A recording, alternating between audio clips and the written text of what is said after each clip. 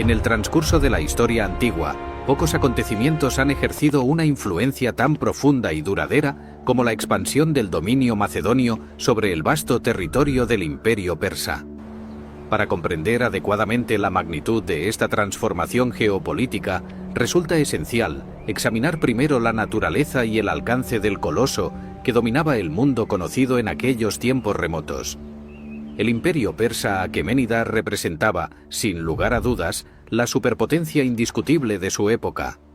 Sus fronteras se extendían desde las arenas doradas de Egipto, atravesando las fértiles llanuras de Mesopotamia, hasta alcanzar los confines del subcontinente indio. Este dominio territorial extraordinario había sido forjado a lo largo de más de 2 siglos por una dinastía que había establecido un sistema de gobierno sin precedentes en la antigüedad. Las satrapías, esas divisiones administrativas que permitían gobernar territorios tan diversos, constituían una red de control que mantenía unida una inmensa variedad de pueblos, culturas y tradiciones bajo el cetro de un único soberano. En el año 336 antes de nuestra era, el trono del gran rey estaba ocupado por Darío III, un monarca que había heredado no solamente la corona de sus ancestros, sino también el peso de 2 siglos de tradición imperial. Su corte en las magníficas ciudades de Persépolis, Susa y Babilonia representaba el centro neurálgico de un mundo que parecía destinado a perdurar eternamente. Los tesoros acumulados durante generaciones de conquistas y tributos llenaban los palacios reales, mientras que los ejércitos persas, compuestos por contingentes de todas las provincias del imperio, conformaban una fuerza militar de proporciones colosales. Sin embargo, más allá de las fronteras occidentales de este imperio milenario, en las tierras montañosas de Macedonia, se estaba gestando una fuerza que desafiaría el orden establecido.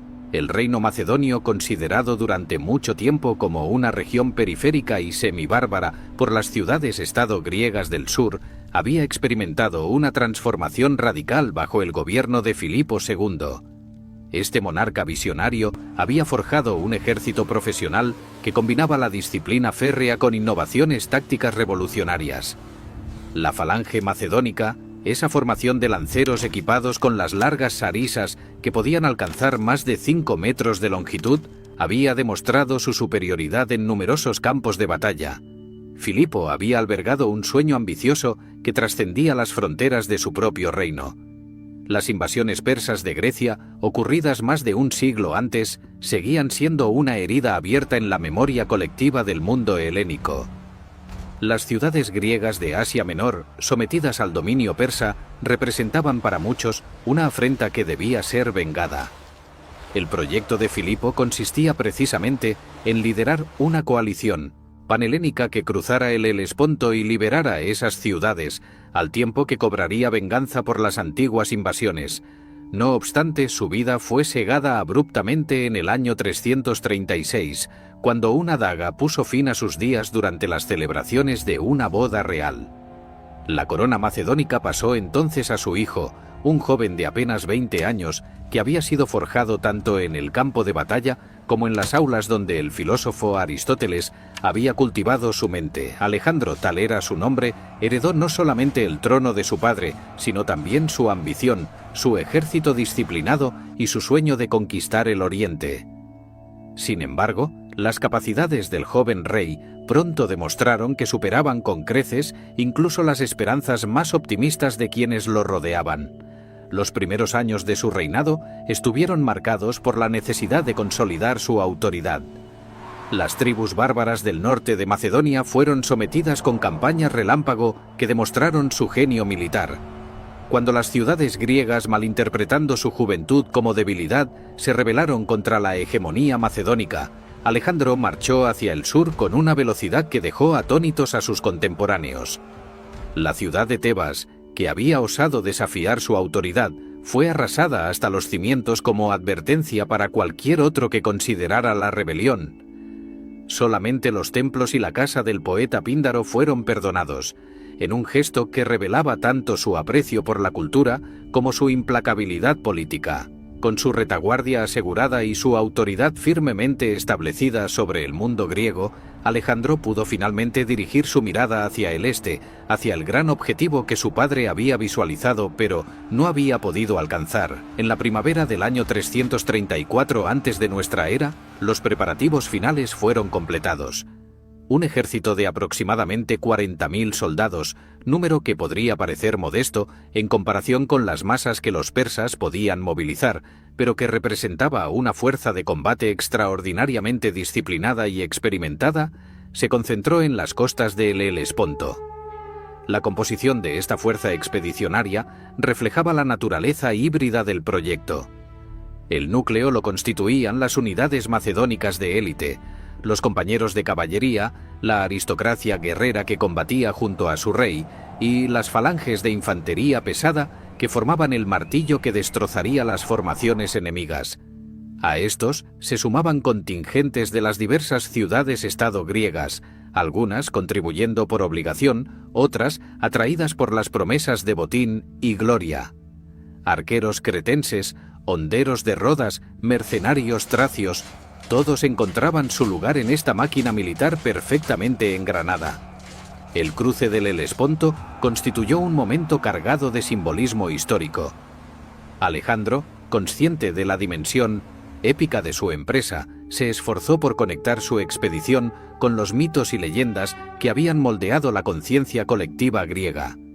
Según los relatos de sus compañeros, el joven rey fue el primero en saltar a tierra asiática, clavando su lanza en la arena en un gesto ritual que proclamaba su intención de conquistar el territorio mediante el derecho de la lanza. Posteriormente visitó las ruinas de la antigua Troya, donde realizó sacrificios en honor de Aquiles, el héroe homérico del que afirmaba descender por línea materna.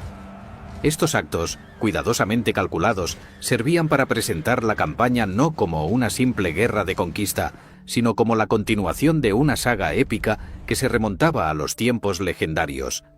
Los persas, naturalmente, no podían permanecer indiferentes ante esta invasión de su territorio.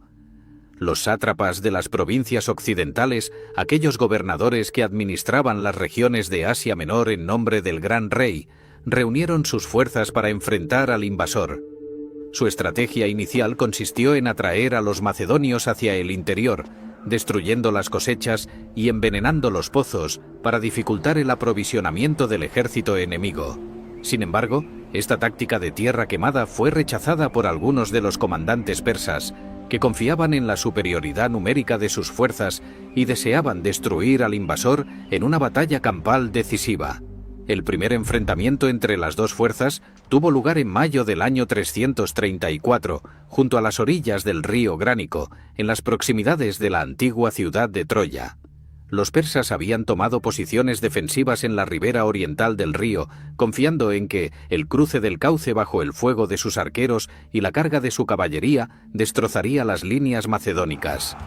Los nobles persas, montados en sus magníficos caballos y equipados con armaduras espléndidas, formaban la vanguardia de esta fuerza, mientras que la infantería, compuesta principalmente por mercenarios griegos al servicio de Persia, ocupaba posiciones en la retaguardia.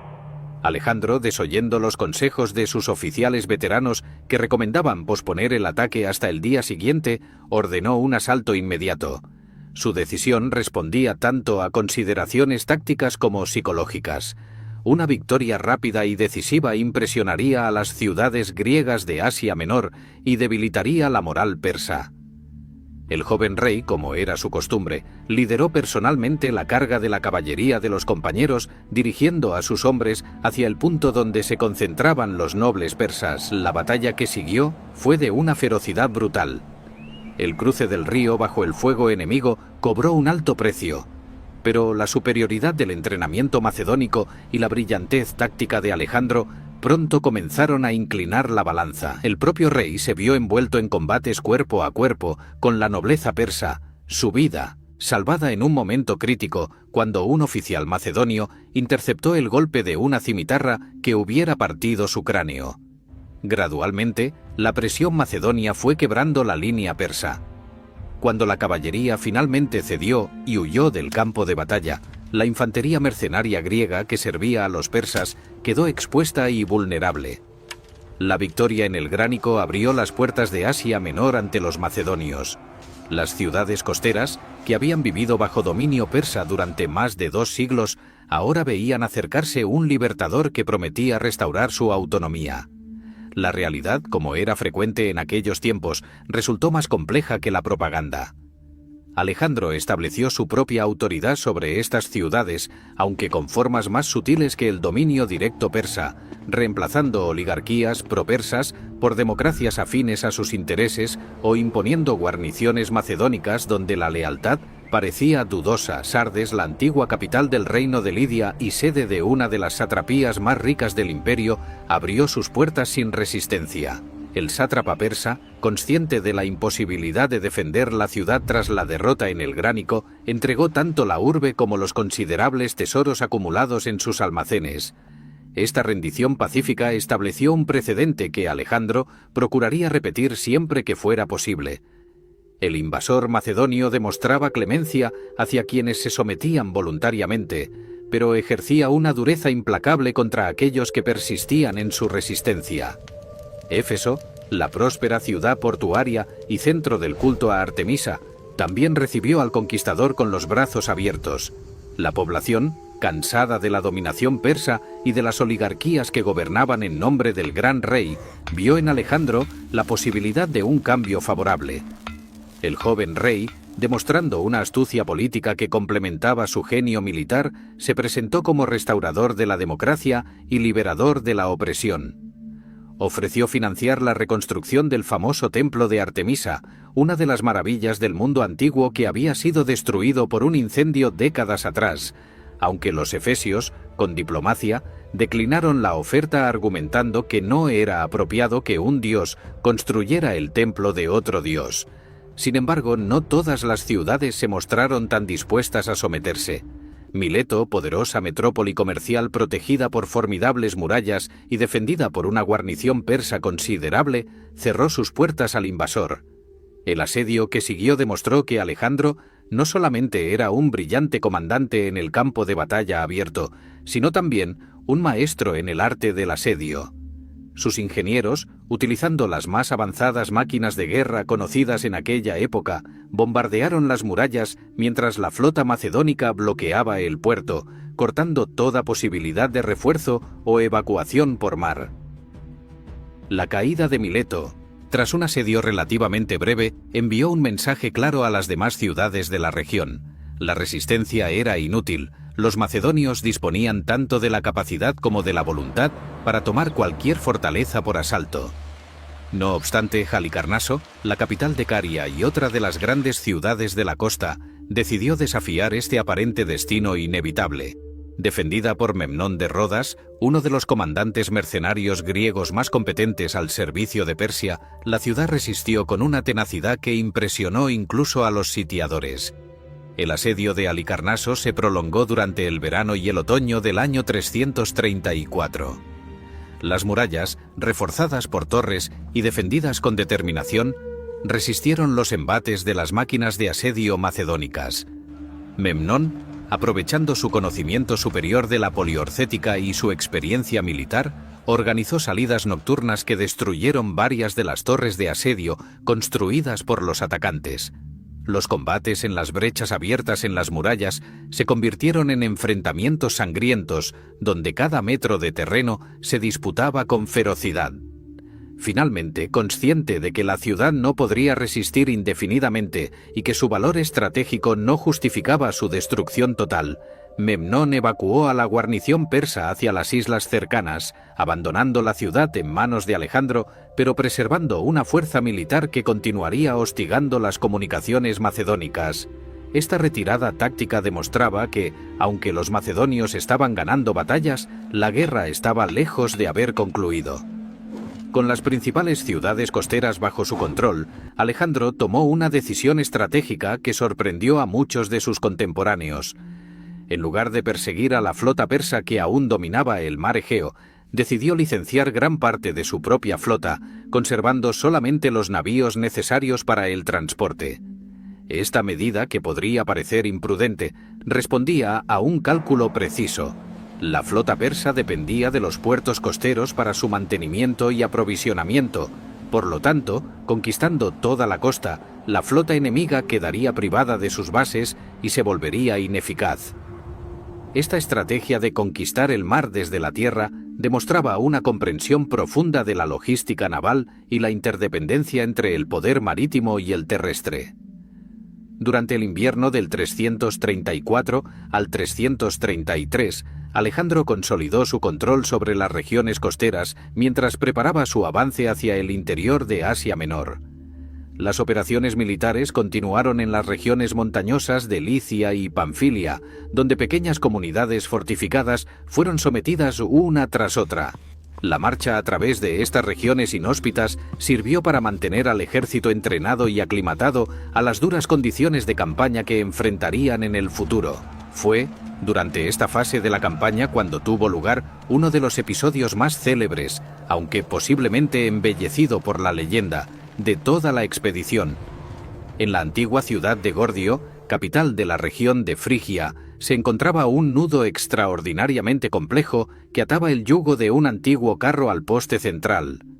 Según una profecía ancestral, quien lograra desatar este nudo estaba destinado a convertirse en el señor de Asia. Numerosos conquistadores y reyes habían intentado resolver el enigma sin éxito, pero cuando Alejandro se enfrentó al desafío, adoptó un enfoque característicamente directo. Las versiones del incidente varían según las fuentes.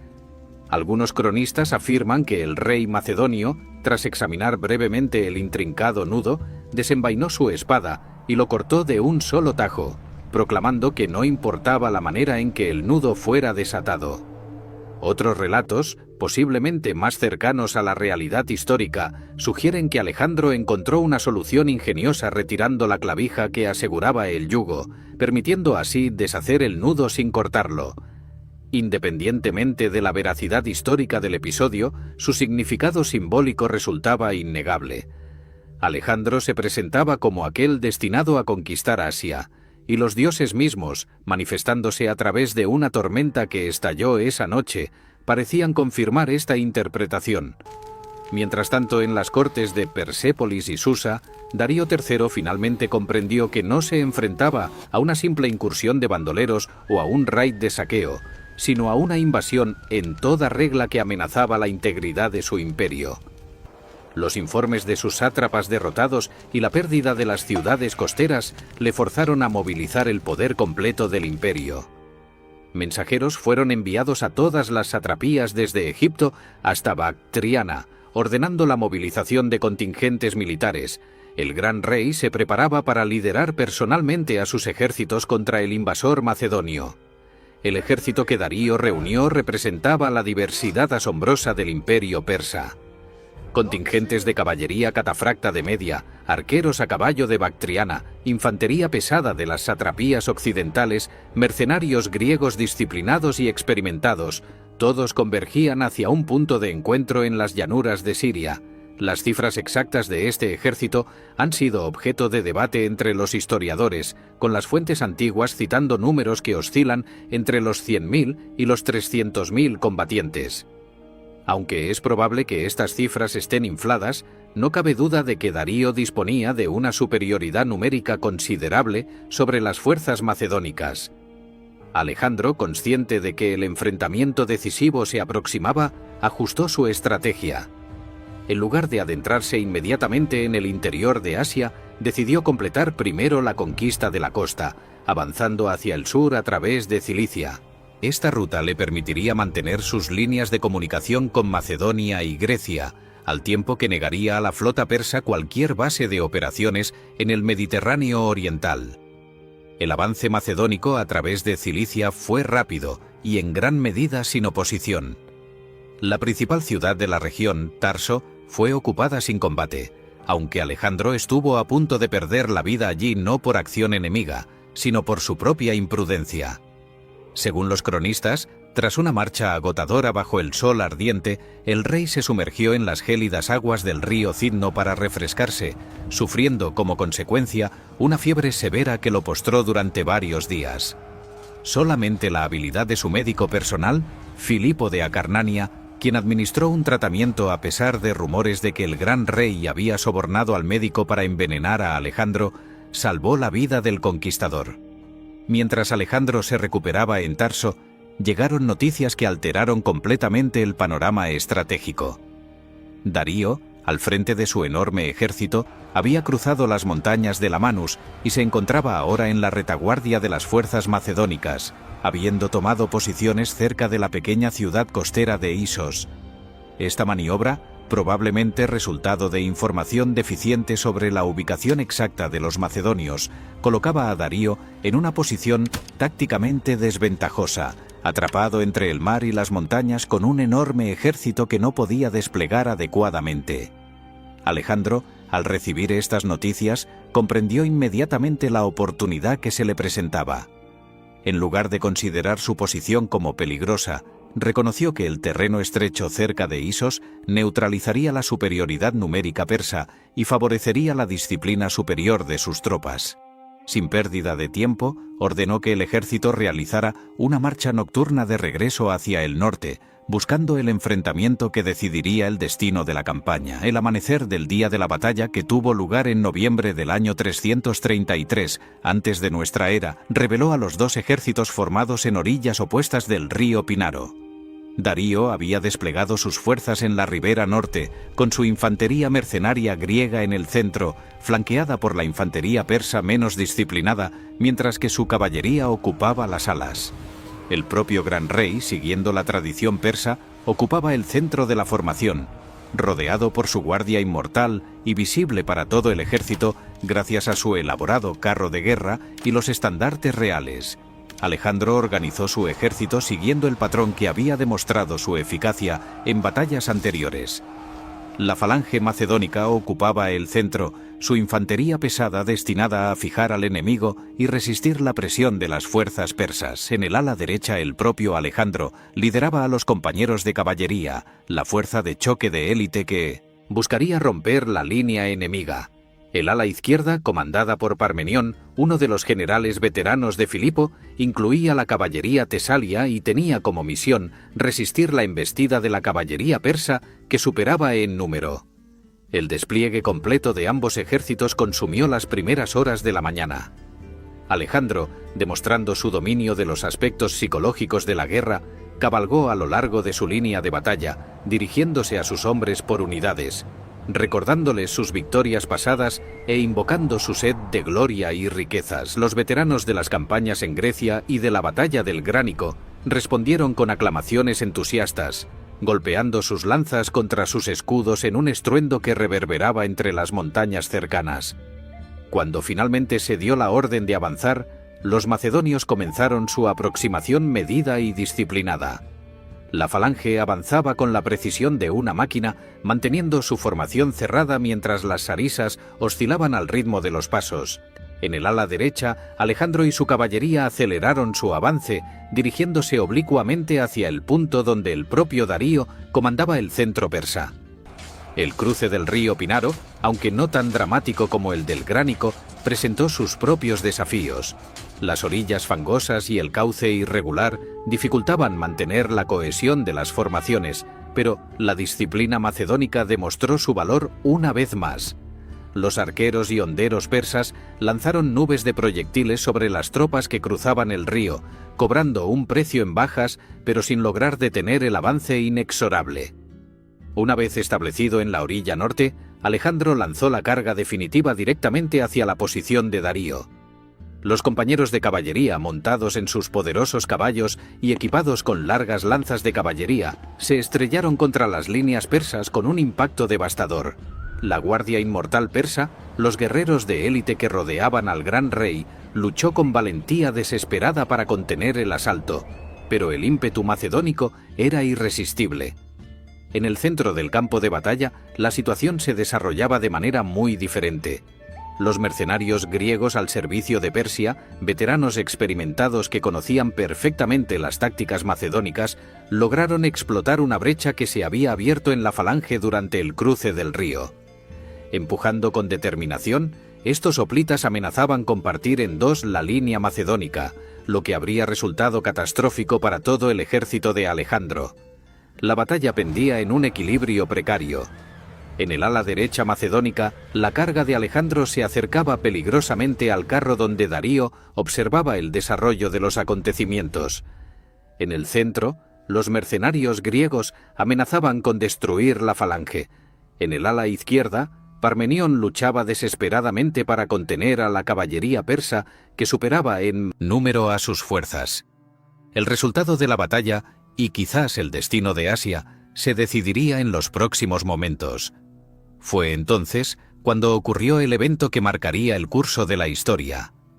Darío, observando cómo la carga de Alejandro se aproximaba cada vez más a su posición, cómo la élite de su guardia era destrozada ante sus ojos, y temiendo por su propia vida, tomó la decisión que definiría su reinado.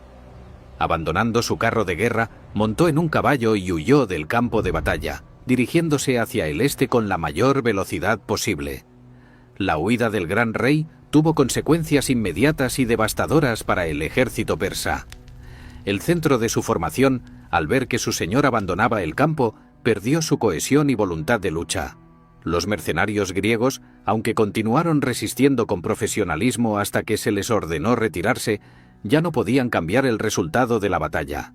Las alas persas, privadas de dirección central, comenzaron a desintegrarse.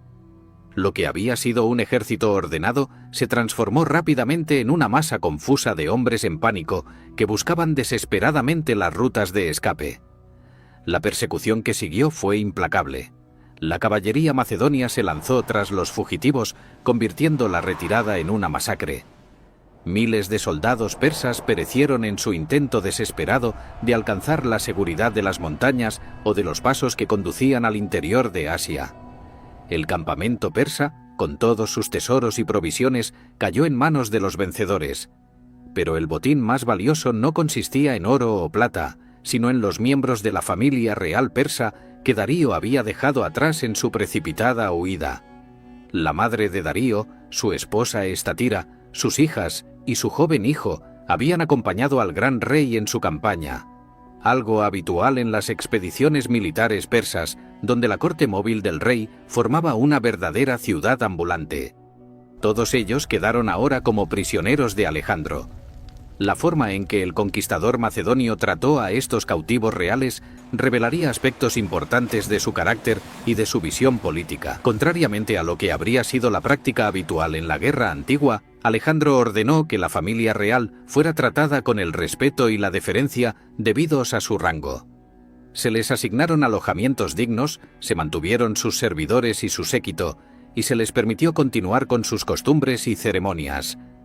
Cuando Alejandro finalmente visitó a los prisioneros reales, la madre de Darío, Sisigambis, cometió el error de inclinarse ante Hefestión, el compañero más cercano de Alejandro, confundiéndolo con el rey debido a su mayor estatura y apariencia imponente.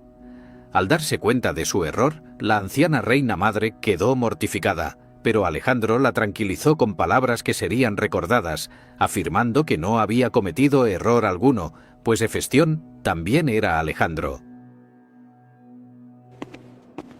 Este gesto de magnanimidad hacia los cautivos reales no era simplemente un acto de caballerosidad personal, sino una estrategia política cuidadosamente calculada. Alejandro comprendía que su objetivo no se limitaba a destruir el imperio persa, sino a heredarlo y gobernarlo. Tratando a la familia real con honor, enviaba un mensaje claro a las élites persas. El conquistador macedonio no era un bárbaro destructor, sino un soberano legítimo que respetaba las tradiciones y jerarquías del mundo que estaba conquistando. Esta visión política, que se desarrollaría y profundizaría a lo largo de los años siguientes, representaba algo revolucionario en el contexto de las guerras de conquista de la antigüedad. La victoria en Isos transformó completamente el equilibrio estratégico de la campaña. Darío había apostado todo en ese enfrentamiento decisivo y había perdido. Su ejército estaba destrozado, su prestigio gravemente dañado y su familia se encontraba en manos de su enemigo. Sin embargo, el gran rey aún controlaba los vastos recursos del interior de su imperio. Desde la seguridad de sus capitales en Mesopotamia y Persia, Darío intentó recuperarse del desastre, enviando emisarios a Alejandro con ofertas de paz cada vez más generosas. Las propuestas persas revelaban la desesperación creciente de Darío. Inicialmente ofreció un rescate enorme por su familia, junto con la cesión de todos los territorios al oeste del río Éufrates. Cuando esta oferta fue rechazada, incrementó sus propuestas, llegando a ofrecer la mitad de su imperio, alianzas matrimoniales y tesoros incalculables. Pero Alejandro, cuya ambición había crecido con cada victoria, no estaba interesado en compartir Asia con nadie. Según los cronistas, cuando Parmenión comentó que él aceptaría las ofertas persas si fuera Alejandro, el joven rey respondió que él también lo haría si fuera Parmenión, dejando claro que sus objetivos trascendían cualquier acuerdo negociado. La decisión de rechazar la paz con Persia determinó el curso futuro de la campaña.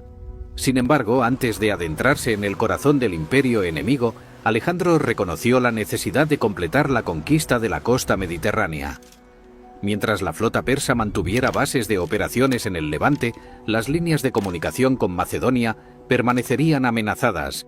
Además, existía el peligro real de que los persas utilizaran su poder naval para llevar la guerra de vuelta a Grecia, fomentando rebeliones contra la hegemonía macedónica. La costa fenicia, con sus prósperas ciudades comerciales y sus tradiciones marineras milenarias, representaba el objetivo siguiente. Estas ciudades proporcionaban a la flota persa tanto sus mejores marinos como sus puertos más importantes. Conquistarlas significaría privar definitivamente al enemigo de su poder naval. La mayoría de las ciudades fenicias, evaluando pragmáticamente la situación tras la derrota persa en Isos, optaron por abrir sus puertas al conquistador. Arados, Biblos y Sidón recibieron a los macedonios como libertadores, calculando correctamente que la sumisión voluntaria les garantizaría un trato favorable. No obstante, una ciudad fenicia tomó una decisión diferente. Tiro, la gran metrópoli insular situada a corta distancia de la costa, confiaba en sus formidables defensas naturales para desafiar al invasor. La ciudad se componía de dos partes: la antigua Tiro continental, que había sido abandonada y parcialmente destruida, y la nueva Tiro insular, construida sobre una isla rocosa separada del continente por un estrecho de aproximadamente 800 metros de anchura. Las murallas que protegían esta ciudad insular se elevaban directamente desde el mar, alcanzando alturas de más de 40 metros en algunos puntos, haciendo que cualquier asalto naval pareciera prácticamente imposible. Los tirios calcularon que Alejandro, carente de una flota significativa tras haber licenciado la mayor parte de sus navíos, sería incapaz de tomar su ciudad. Confiaban en que el conquistador, reconociendo la futilidad de un asedio prolongado, continuaría su marcha hacia el este, dejando a Tiro sin conquistar pero también sin importancia estratégica. Este cálculo, sin embargo, subestimaba gravemente tanto la determinación como el ingenio del joven rey macedonio. Cuando los emisarios tirios rechazaron cortésmente la solicitud de Alejandro de entrar en su ciudad para realizar sacrificios en el templo de Heracles, el conquistador comprendió que se enfrentaba a un desafío que requeriría soluciones extraordinarias. La respuesta macedónica a este desafío transformaría para siempre el arte de la guerra de asedio. Alejandro ordenó la construcción de un muelle artificial que conectaría el continente con la isla, convirtiendo efectivamente la fortaleza insular en una posición accesible a sus máquinas de asedio. El proyecto de construcción de este muelle representaba una empresa de ingeniería monumental. Los restos de la antigua Tiro continental proporcionaron piedras y materiales, mientras que los bosques del Líbano cercano suministraron la madera necesaria. Miles de trabajadores, tanto soldados macedonios como población local, reclutada o forzada, comenzaron a arrojar escombros, piedras y troncos al estrecho que separaba la isla del continente. El trabajo avanzaba lentamente bajo el constante hostigamiento de los defensores tirios, que utilizaban sus navíos para atacar a los trabajadores e incendiar las estructuras de madera que protegían la construcción. Los tirios demostraron una inventiva considerable en su defensa. Construyeron un barco incendiario especial, cargado con materiales combustibles y equipado con mecanismos para esparcir el fuego, y lo lanzaron contra las torres de asedio que los macedonios habían erigido en el extremo del muelle en construcción. El ataque tuvo éxito, destruyendo meses de trabajo en cuestión de horas. Los buceadores tirios cortaban los anclajes de los barcos macedonios, mientras que desde las murallas lanzaban proyectiles incendiarios y piedras sobre los trabajadores expuestos. Cada innovación táctica de los sitiadores era contrarrestada por alguna medida defensiva de los sitiados. Cuando Alejandro ordenó la construcción de pantallas protectoras para sus trabajadores, los tirios desarrollaron ganchos y garfios lanzados desde catapultas que enganchaban y destruían estas protecciones. Cuando los macedonios intentaron proteger sus naves con escudos, los tirios calentaban arena en grandes calderos de bronce y la arrojaban sobre los atacantes, causando quemaduras terribles, ya que los granos ardientes se introducían bajo las armaduras y resultaban imposibles de remover.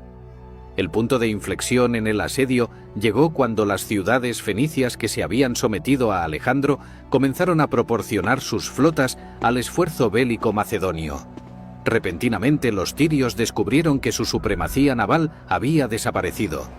Los macedonios ahora podían bloquear los puertos de la ciudad insular, cortando todo suministro y refuerzo. Además, podían atacar las murallas desde el mar, aplicando presión en múltiples puntos simultáneamente. El asedio se prolongó durante 7 meses agotadores, desde enero hasta agosto del año 332 antes de nuestra era. Finalmente, en agosto, las máquinas de asedio macedónicas, operando tanto desde el muelle completado como desde barcos especialmente adaptados, lograron abrir brechas en las murallas. El asalto final fue de una brutalidad extrema. Los macedonios, enfurecidos por los meses de frustrante asedio y las bajas sufridas, no mostraron piedad. Miles de tirios perecieron en la batalla que siguió, mientras que los supervivientes fueron vendidos como esclavos. La antigua y orgullosa ciudad de Tiro quedó reducida a un montón de ruinas humeantes, un testimonio terrible del precio de desafiar al conquistador macedonio. El destino de Tiro envió ondas de choque por todo el Levante. Gaza, la siguiente gran ciudad fortificada en el camino hacia Egipto, había observado el largo asedio con creciente aprensión. Su comandante, un eunuco persa llamado Batis, decidió no obstante resistir, confiando en las formidables defensas de su ciudad y en la dificultad del terreno circundante. Gaza estaba construida sobre una colina elevada, rodeada por un desierto que dificultaba las operaciones de asedio, y sus murallas eran consideradas entre las más fuertes de toda la región. El asedio de Gaza, aunque menos prolongado que el de Tiro, presentó desafíos únicos. El terreno arenoso dificultaba la aproximación de las torres de asedio y la colocación de las catapultas. Alejandro ordenó la construcción de un terraplén artificial alrededor de toda la ciudad, elevando el nivel del suelo para igualar la altura de las murallas. Durante las operaciones de asedio, el propio Alejandro resultó herido cuando un proyectil lanzado desde las murallas lo alcanzó en el hombro, atravesando su armadura. La herida, aunque grave, no impidió que el rey continuara dirigiendo personalmente las operaciones. Tras 2 meses de asedio intenso, las murallas de Gaza finalmente cedieron. La ciudad fue tomada por asalto en octubre del año 332. El comandante Batis, que había dirigido la defensa con extraordinario valor, fue capturado vivo. Según algunos relatos antiguos, Alejandro, enfurecido por la prolongada resistencia y quizás buscando emular a su héroe Aquiles, quien había ultrajado el cadáver de Héctor, ordenó un castigo brutal para Batis. La población de Gaza sufrió un destino similar al de Tiro. Los hombres fueron ejecutados, las mujeres y niños vendidos como esclavos. Con la costa levantina completamente bajo su control, el camino hacia Egipto quedaba abierto. La antigua tierra de los faraones, conquistada por los persas 2 siglos antes, había sufrido bajo el dominio extranjero. Las frecuentes rebeliones egipcias contra el poder persa habían sido reprimidas con dureza, y los egipcios guardaban un profundo resentimiento hacia sus conquistadores. Cuando las noticias de la aproximación de Alejandro llegaron al valle del Nilo, la población egipcia vio en el joven rey macedonio no a otro conquistador, sino a un potencial libertador. El sátrapa persa de Egipto, Mazaces, enfrentado a una situación imposible tras las derrotas persas en Isos y la caída de las fortalezas fenicias, tomó la decisión pragmática de no resistir. Cuando Alejandro entró en Egipto en septiembre del año 332, lo hizo sin enfrentar oposición militar. La ciudad de Pelusio, la fortaleza que guardaba la entrada oriental al delta del Nilo, abrió sus puertas. Menfis, la antigua capital, recibió al conquistador con celebraciones y honores. Los egipcios, con su profundo sentido de las tradiciones religiosas y la continuidad dinástica, necesitaban ver en Alejandro no a un conquistador extranjero, sino al legítimo sucesor de los antiguos faraones. El joven rey macedonio, demostrando una vez más su aguda comprensión política, estaba más que dispuesto a asumir este papel. Participó en las ceremonias religiosas egipcias, realizó sacrificios a los dioses locales y fue formalmente coronado como faraón según los antiguos rituales que se remontaban a milenios atrás. Esta coronación no era un mero teatro político. En el complejo sistema ideológico del antiguo Egipto, el faraón era considerado la encarnación viva del dios Horus, hijo de Osiris, y el único intermediario legítimo entre los dioses y los hombres. Al aceptar esta posición, Alejandro se insertaba en una cadena de legitimidad que se extendía ininterrumpidamente hasta los albores de la civilización egipcia. Para los sacerdotes egipcios, que habían resistido durante 2 siglos la dominación persa y sus intentos de imponer costumbres extranjeras, Alejandro representaba la restauración del orden divino apropiado. Durante su estancia en Egipto, Alejandro emprendió una expedición que tendría consecuencias duraderas, tanto prácticas como simbólicas. Decidió visitar el oráculo de Amón, situado en el oasis de Sigua, en lo profundo del desierto occidental. Este santuario, aunque alejado de los principales centros de población egipcia, gozaba de enorme prestigio en todo el mundo antiguo. Se decía que incluso los griegos habían consultado el oráculo en tiempos pasados y existía una tradición que identificaba al dios egipcio Amón con el Zeus griego. La travesía a través del desierto hasta Sigua representaba por sí misma una empresa peligrosa. Las caravanas podían perderse fácilmente en las extensiones arenosas sin marcas distintivas y la falta de agua podía resultar fatal en cuestión de días. Según los relatos de los cronistas, la expedición de Alejandro se enfrentó a tormentas de arena y estuvo al borde de perderse, salvándose supuestamente gracias a la intervención divina en forma de cuervos que guiaron al grupo hacia el oasis. Lo que exactamente ocurrió durante la consulta privada de Alejandro con el oráculo de Amón permanece como uno de los misterios más intrigantes de su vida. Los sacerdotes de Amón recibieron al rey macedonio con gran ceremonia, y el sumo sacerdote lo saludó, según algunas versiones, como hijo de Amón. Alejandro entró solo al Sancta Sanctorum del templo para consultar al oráculo, y lo que escuchó allí nunca lo reveló completamente. Sin embargo, a partir de ese momento, las referencias a su filiación divina se volvieron más frecuentes, y el propio Alejandro parece haber dado crédito, al menos parcialmente, a la idea de que era hijo de un dios. La cuestión de si Alejandro realmente creía en su propia divinidad o si simplemente utilizaba estas afirmaciones como una herramienta política ha sido debatida durante más de 2 milenios. En el contexto del mundo antiguo, donde las fronteras entre lo divino y lo humano eran considerablemente más permeables que en concepciones posteriores y donde los reyes de Egipto y otros monarcas orientales habían sido tradicionalmente considerados divinos, tales afirmaciones resultaban menos extraordinarias de lo que podrían parecer desde una perspectiva moderna. Lo que resulta indudable es que la proclamación de su filiación divina reforzaba su autoridad tanto entre los egipcios como, eventualmente, entre los pueblos del imperio persa que estaba conquistando. Además de sus actividades religiosas y ceremoniales, Alejandro tomó decisiones de gran trascendencia práctica durante su estancia en Egipto. La más importante fue la fundación de una nueva ciudad en la costa mediterránea, cerca de la pequeña aldea de pescadores de Racotis. Esta ciudad, que naturalmente llevaría su nombre, Alejandría, estaba destinada a convertirse en una de las metrópolis más importantes de la antigüedad, un centro de 1700 de comercio, cultura y conocimiento que brillaría durante siglos. La elección del emplazamiento demostró el ojo estratégico de Alejandro.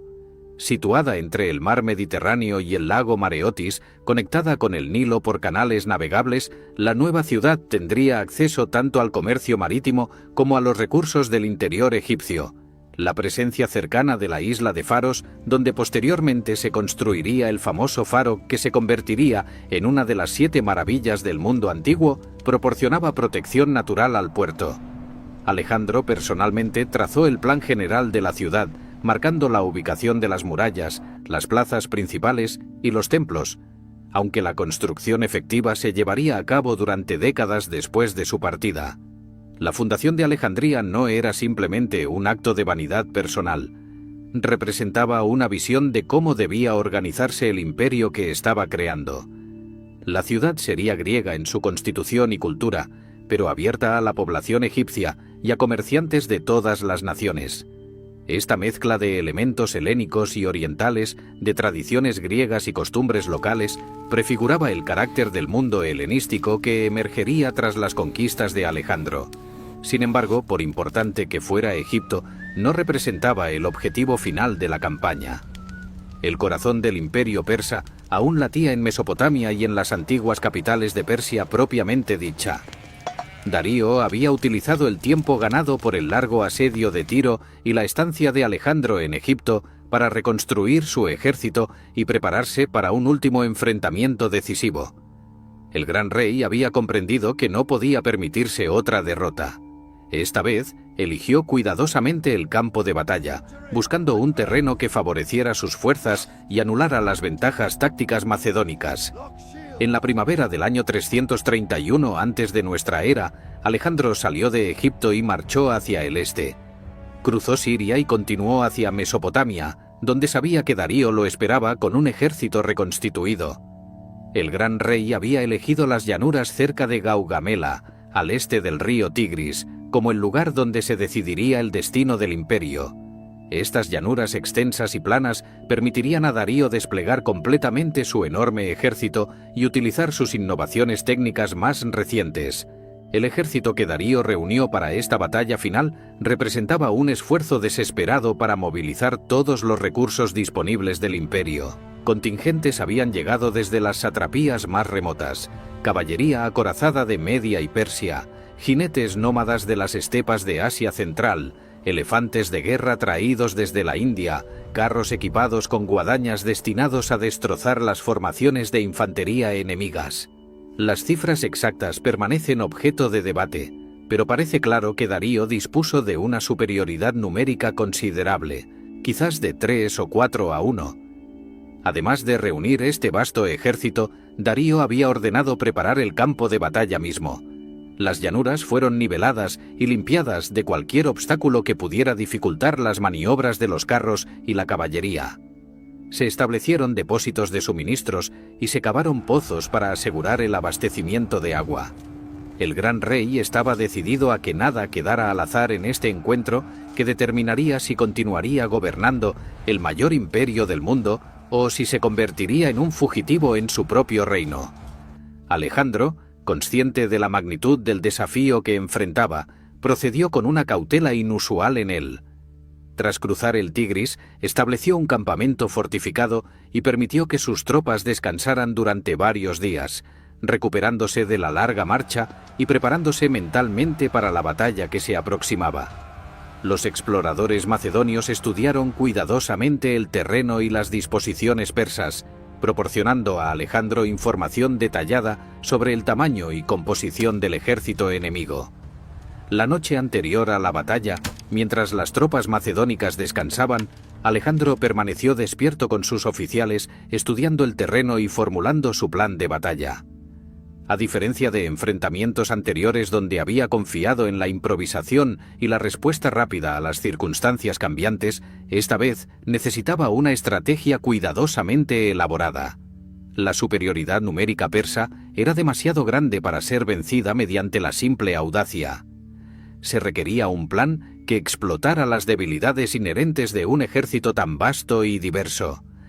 El amanecer del 1 de octubre del año 331 reveló los dos ejércitos formados en las llanuras de Gaugamela. El despliegue persa era impresionante por su escala. El centro estaba ocupado por los carros de guerra equipados con guadañas, seguidos por la infantería mercenaria griega y la guardia inmortal persa. Darío mismo, como en Isos, ocupaba el centro en su carro de guerra ceremonial. Las alas se extendían aparentemente sin fin, con masas de caballería preparadas para envolver y destruir al ejército macedonio más pequeño. Alejandro había dispuesto su ejército en una formación inusual. La falange ocupaba el centro, pero a ambos lados había desplegado unidades de infantería ligera y caballería en formación oblicua, creando lo que los historiadores militares llamarían después alas rechazadas. Detrás de la línea principal había colocado una segunda línea compuesta por tropas veteranas con instrucciones específicas. Si el enemigo los rodeaba, debían girar y formar un cuadrado defensivo. Esta era una precaución sin precedentes que revelaba el respeto de Alejandro por el tamaño del ejército que enfrentaba.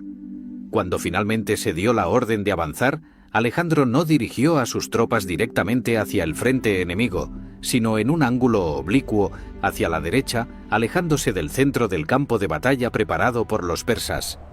Esta maniobra tenía múltiples propósitos. Primero, obligaba a los persas a extender sus líneas para mantener el contacto, diluyendo su densidad. Segundo, amenazaba con sacar a los macedonios completamente del terreno preparado, forzando a los persas a luchar en suelo no nivelado, donde sus carros serían menos efectivos. Darío, viendo que su enemigo amenazaba con escapar de su trampa cuidadosamente preparada, ordenó a su caballería del ala izquierda que atacara, intentando frenar el movimiento macedónico. Esto era exactamente lo que Alejandro había anticipado.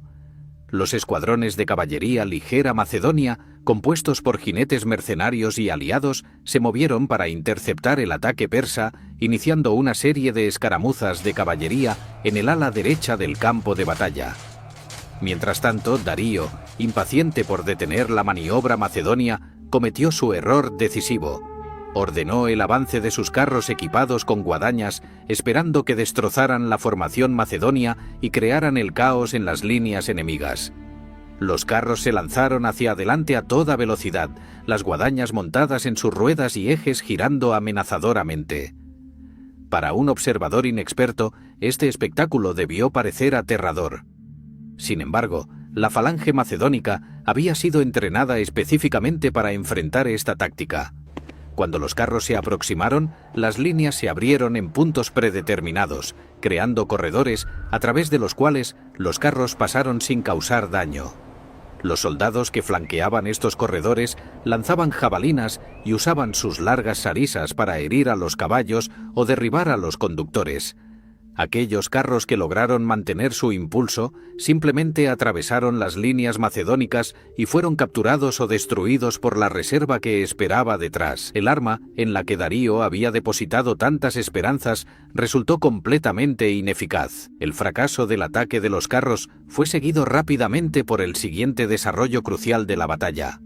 La caballería persa del ala izquierda, presionando su ataque contra las fuerzas ligeras macedónicas, logró finalmente rodearlas y comenzó a fluir hacia la retaguardia del ejército de Alejandro.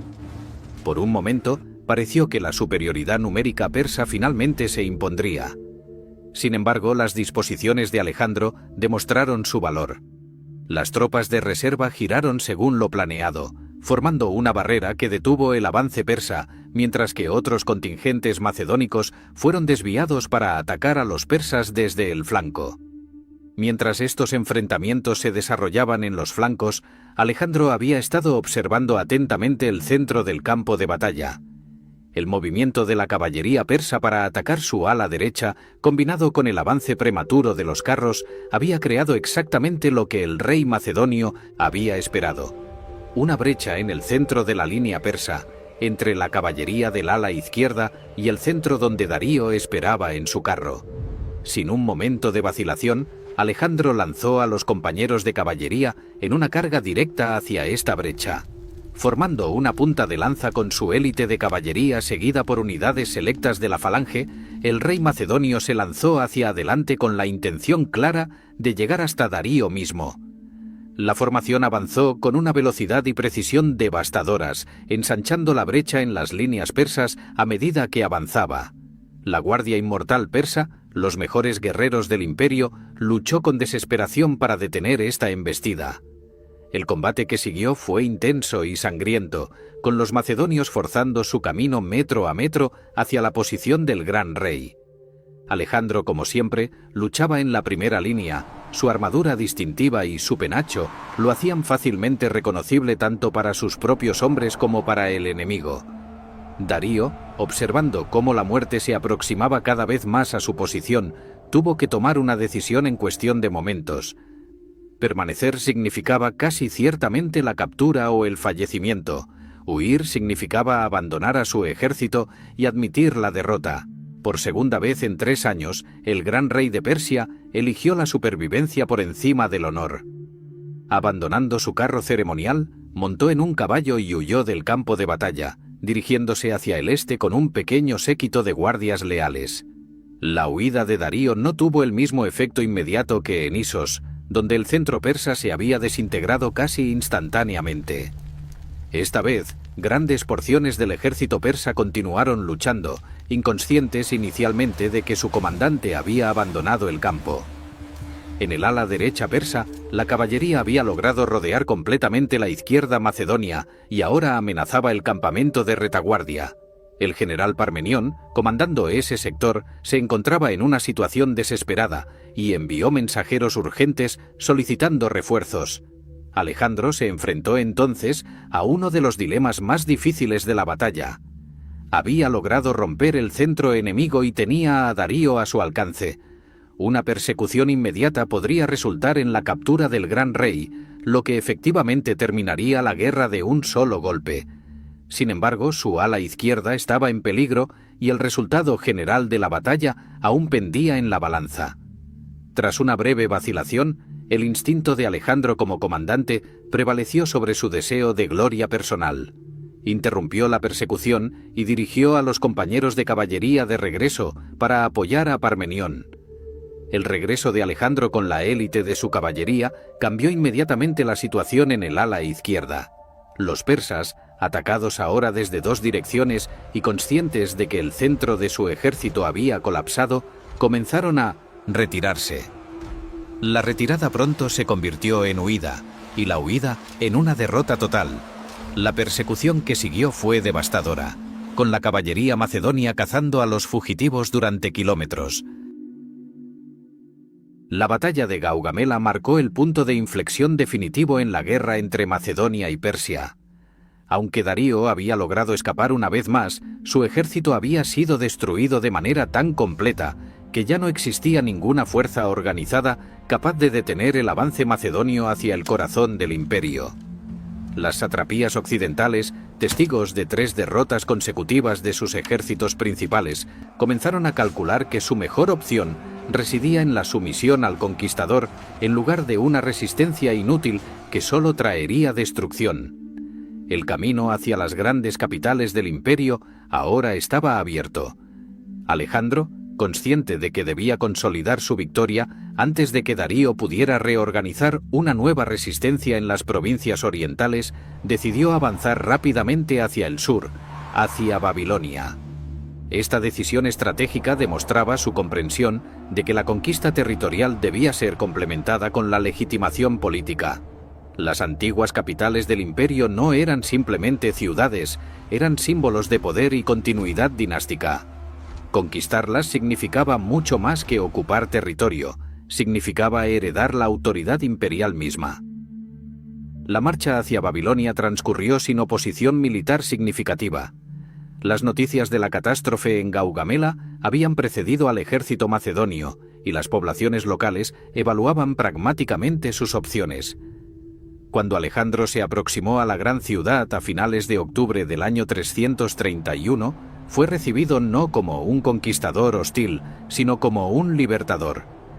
El sátrapa de Babilonia, Maceo, quien había comandado el ala derecha persa en Gaugamela y había escapado de la masacre, tomó la decisión de entregar la ciudad pacíficamente, presentándose ante Alejandro con símbolos de sumisión.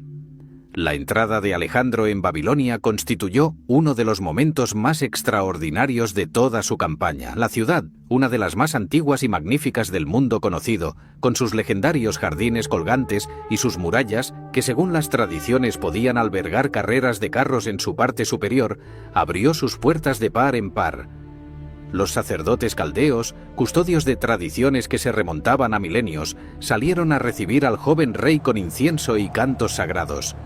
La población se agolpaba en las calles, cubriendo el camino con flores y ramas, mientras que desde las terrazas de las casas se arrojaban pétalos de rosa sobre el conquistador.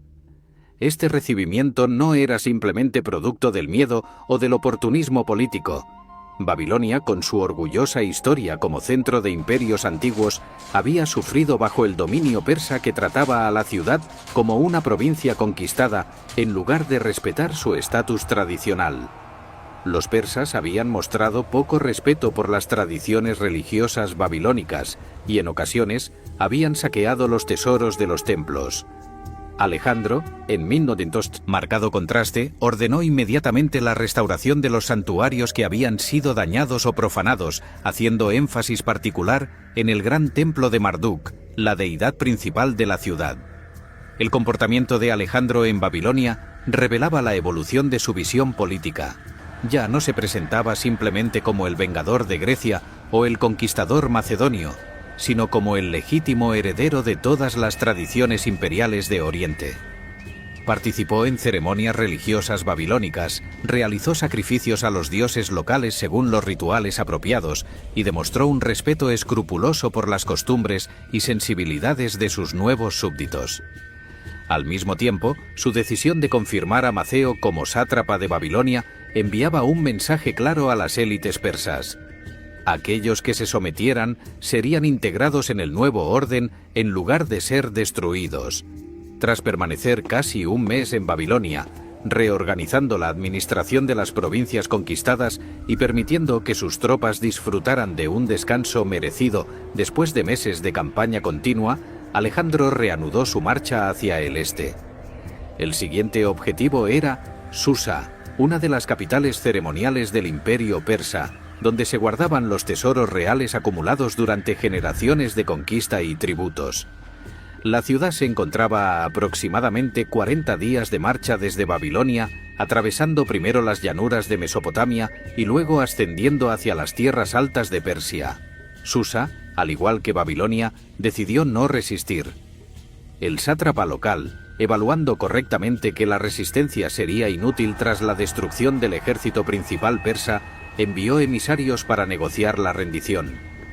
Cuando Alejandro entró en la ciudad en diciembre del 331, encontró los tesoros reales intactos, 50.000 talentos de oro y plata, una cantidad tan vasta que superaba todo el tesoro real macedonio acumulado durante generaciones. Además de las riquezas materiales, Susa contenía símbolos de enorme valor histórico y emocional para los griegos. Entre los tesoros se encontraban las estatuas de bronce de los tiranicidas atenienses, Harmodio y Aristogitón, que Jerjes había llevado como botín tras saquear Atenas más de un siglo antes. Alejandro ordenó que estas estatuas fueran devueltas a Atenas, un gesto calculado para recordar a los griegos que su campaña representaba la venganza por las antiguas invasiones persas. Sin embargo, el verdadero corazón del imperio persa no estaba en Babilonia ni en Susa, sino más al este, en las tierras altas de Persia propiamente dicha. Persépolis, la capital ceremonial construida por Darío el Grande y Jerjes, representaba el centro simbólico del poder aqueménida. Sus palacios, decorados con relieves que mostraban las delegaciones de todas las naciones del imperio trayendo tributos al gran rey, encarnaban la ideología imperial persa. Para Alejandro, la conquista de Persépolis no era simplemente una cuestión militar, sino un acto de significado histórico y simbólico profundo. El camino hacia Persépolis presentaba desafíos geográficos considerables. Las fuerzas macedónicas debían atravesar las puertas persas, un desfiladero estrecho en las montañas Zagros que constituía el acceso natural a las tierras altas de Persia. Este paso estaba defendido por Ariobarzanes, uno de los pocos nobles persas que había decidido resistir hasta el final. Con una fuerza de aproximadamente 40.000 hombres, Ariobarzanes había fortificado el desfiladero, construyendo muros de piedra que bloqueaban el camino y posicionando tropas en las alturas circundantes. El primer intento macedonio de forzar el paso resultó en un desastre sangriento. Los defensores persas, posicionados en las alturas, lanzaron una lluvia de proyectiles sobre las tropas macedónicas atrapadas en el estrecho desfiladero. Las rocas rodaban montaña abajo, aplastando a los soldados, mientras que las flechas caían como una tormenta mortal. Alejandro, reconociendo que un asalto frontal sería suicida, ordenó la retirada tras sufrir bajas considerables. La solución al problema llegó a través de la inteligencia local. Prisioneros capturados revelaron la existencia de un sendero de montaña poco conocido que permitiría a una fuerza macedónica rodear las posiciones persas y atacarlas por la retaguardia. Alejandro, tomando personalmente el mando de una columna selecta de tropas ligeras, emprendió una marcha nocturna a través de las montañas en pleno invierno. La travesía fue agotadora, con los soldados luchando contra el frío intenso, la nieve profunda y el terreno traicionero, pero finalmente emergieron en la retaguardia de las posiciones persas al amanecer. El ataque coordinado que siguió fue devastador. Mientras la fuerza principal de Alejandro atacaba desde la retaguardia, el resto del ejército macedonio renovó su asalto frontal. Los persas, atrapados entre dos fuerzas y conscientes de que su posición era insostenible, lucharon con valentía desesperada, pero fueron finalmente abrumados. Ariobarzanes, con un pequeño grupo de supervivientes, logró escapar hacia Persépolis, solo para encontrar las puertas de la ciudad cerradas. Murió luchando contra sus perseguidores, uno de los últimos nobles persas en resistir hasta el final. Con las puertas persas forzadas, el camino a Persépolis quedó abierto. La ciudad, privada de defensores efectivos tras la derrota de Ariobarzanes, no tenía capacidad de resistir. En enero del año 330 antes de nuestra era, casi 3 años después de cruzar el Helesponto, Alejandro entró en la capital ceremonial del Imperio persa. Lo que encontró allí superaba incluso las descripciones más extravagantes que había escuchado. Los palacios de Persépolis representaban el pináculo de la arquitectura y el arte aqueménida. Las columnas masivas se elevaban hacia el cielo, decoradas con capiteles en forma de cabezas de toros y leones. Los relieves en las escalinatas mostraban procesiones interminables de súbditos del imperio, medos con sus túnicas características, bactrianos conduciendo camellos, delegaciones de pueblos de tierras lejanas, todos rindiendo homenaje al gran rey. Los tesoros acumulados en los almacenes reales eran de una magnitud que desafiaba la imaginación. 120.000 talentos de oro y plata, según algunas fuentes, una cantidad tan vasta que se necesitaron miles de mulas y camellos para transportarla. Alejandro estableció su cuartel general en el Palacio Real y procedió a organizar la administración de las provincias persas conquistadas. Sin embargo, el destino final de Persépolis sería muy diferente al de Babilonia o Susa.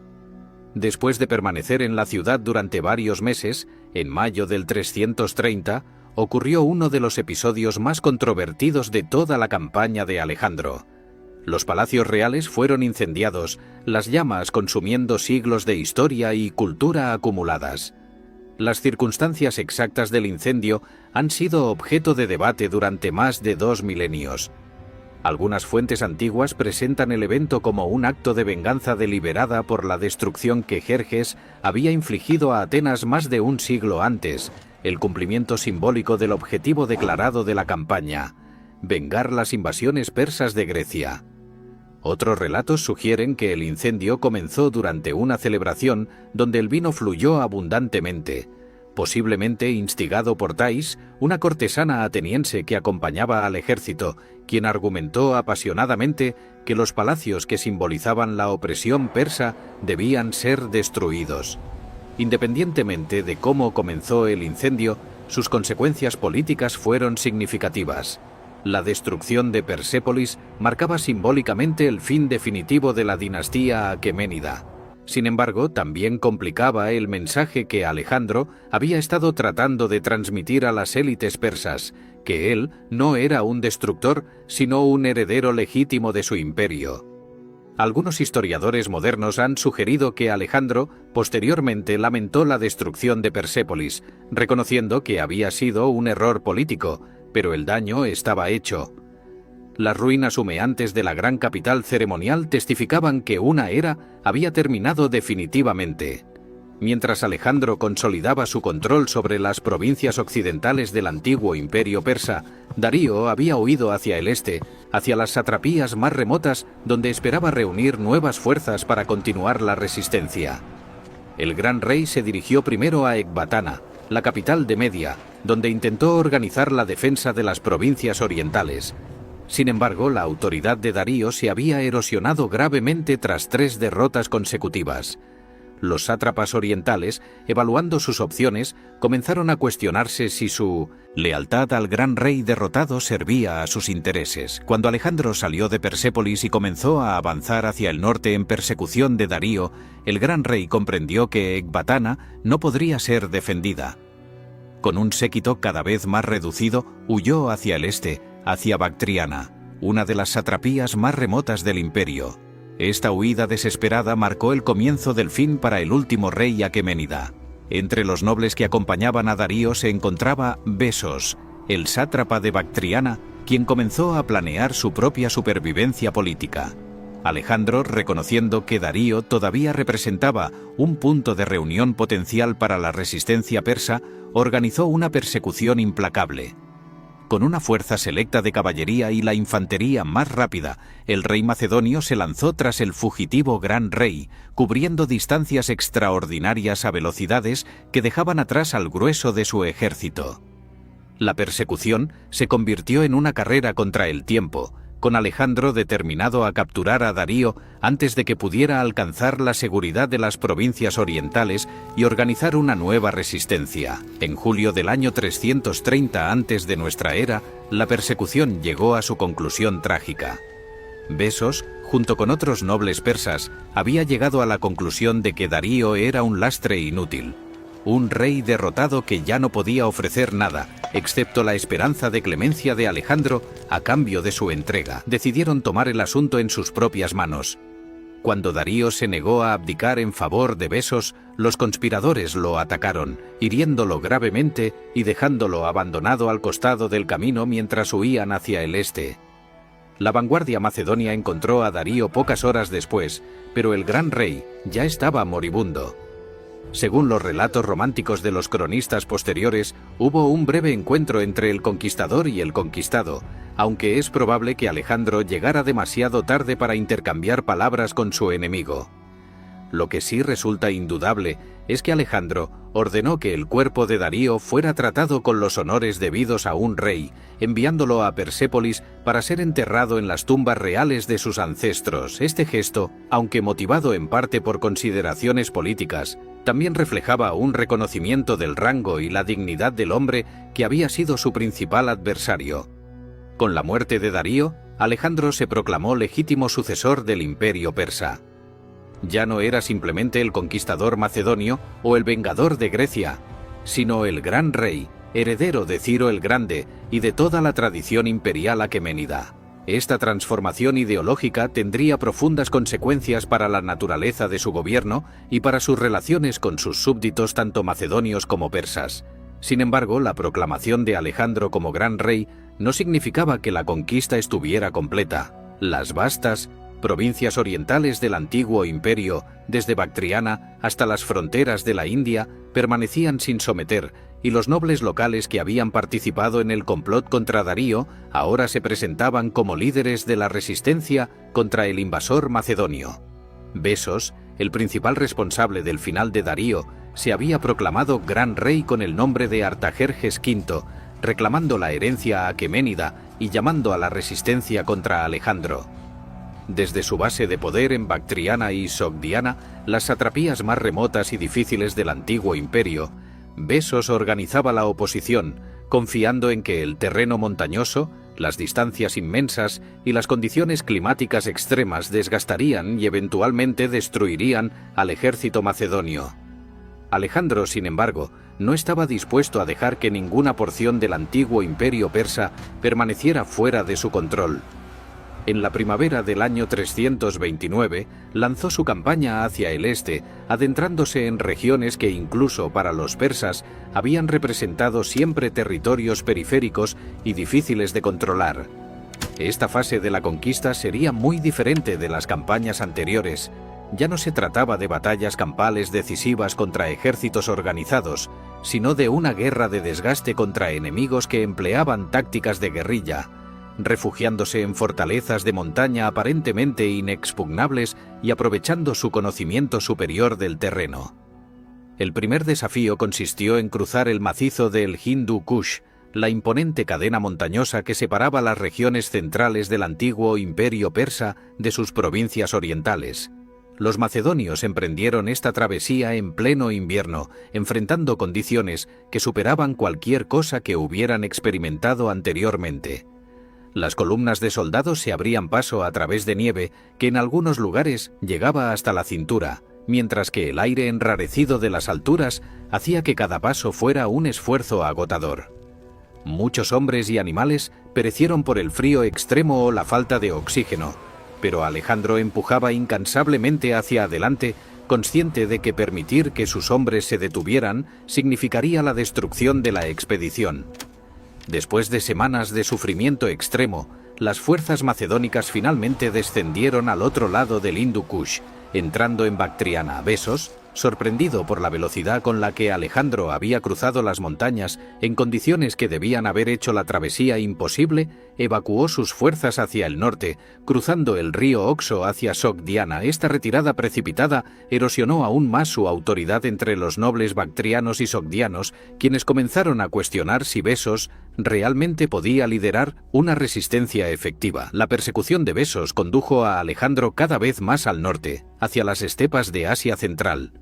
El cruce del río Oxo presentó desafíos logísticos considerables, ya que no había suficientes embarcaciones disponibles.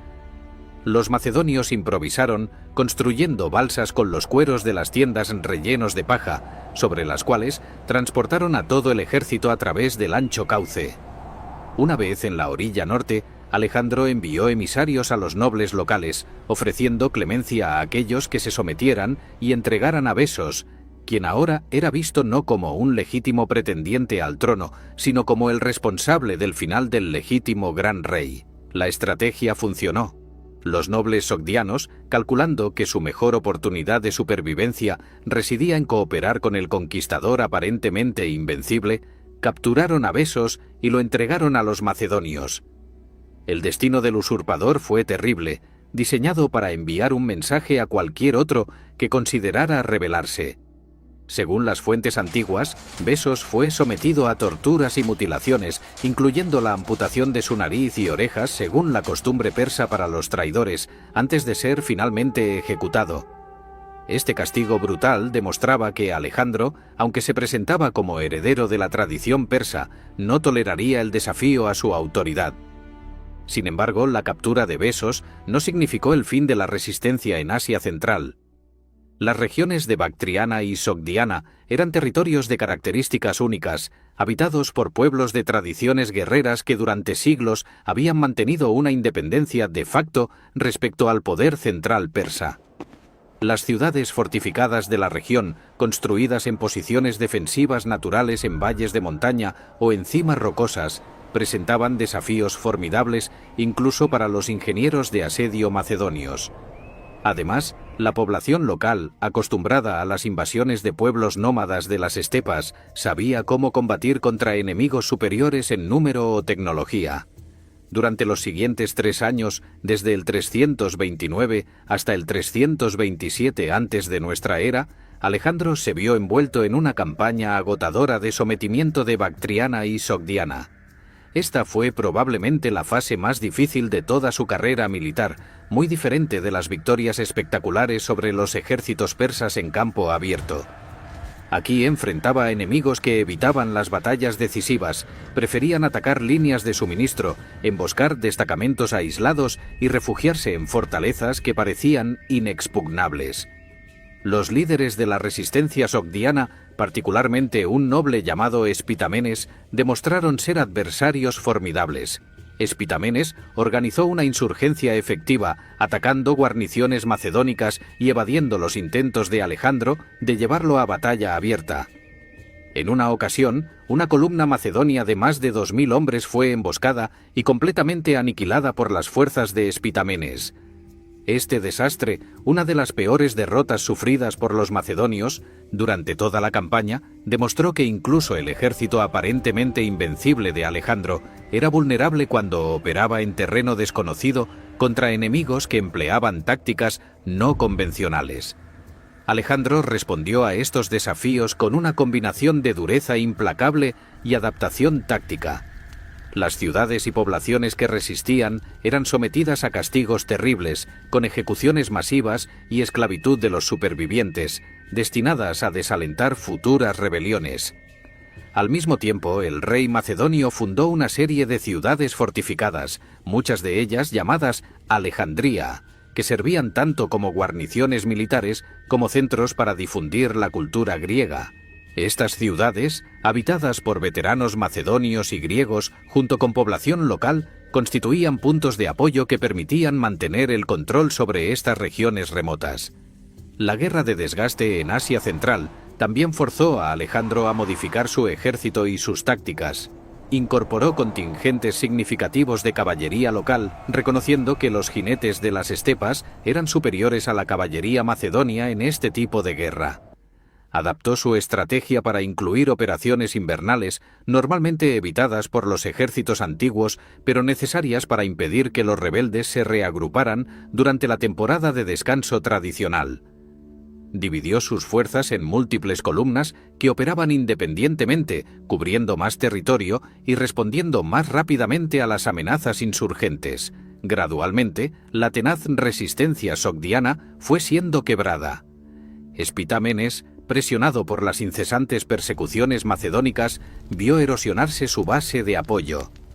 Finalmente, en el 328, los nómadas masagetas que lo habían estado respaldando, cansados de la guerra interminable y tentados por las ofertas de Alejandro, traicionaron a Espitamenes, lo eliminaron y enviaron su cabeza al rey macedonio como símbolo de su sumisión. Con su líder más efectivo eliminado, la resistencia sogdiana se desintegró. La consolidación del control macedonio sobre Asia Central quedó simbolizada por un evento de significado tanto personal como político para Alejandro. Durante las operaciones contra una de las fortalezas sogdianas, conocida como la Roca Sogdiana, que se consideraba inexpugnable debido a su posición en una cima rocosa con paredes verticales, el rey macedonio conoció a Roxana, hija de un noble sogdiano local. Según los cronistas, Alejandro quedó cautivado por la belleza de la joven, aunque es igualmente probable que reconociera el valor político de un matrimonio con una princesa local.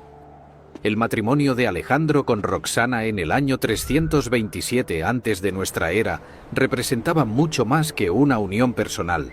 Simbolizaba la visión del rey de crear un imperio verdaderamente unificado donde macedonios, griegos y los diversos pueblos de Asia coexistirían e incluso se fusionarían. Esta política de fusión cultural, que Alejandro promovería cada vez más activamente durante los años siguientes, causaba considerable incomodidad entre muchos de sus compañeros macedonios, quienes veían con recelo la creciente orientalización de su rey. Las tensiones entre la visión imperial de Alejandro y las expectativas tradicionales macedónicas habían estado creciendo durante años. Los nobles macedonios esperaban que su rey siguiera siendo esencialmente un primus inter pares, el primero entre iguales, manteniendo las costumbres informales de la corte macedónica.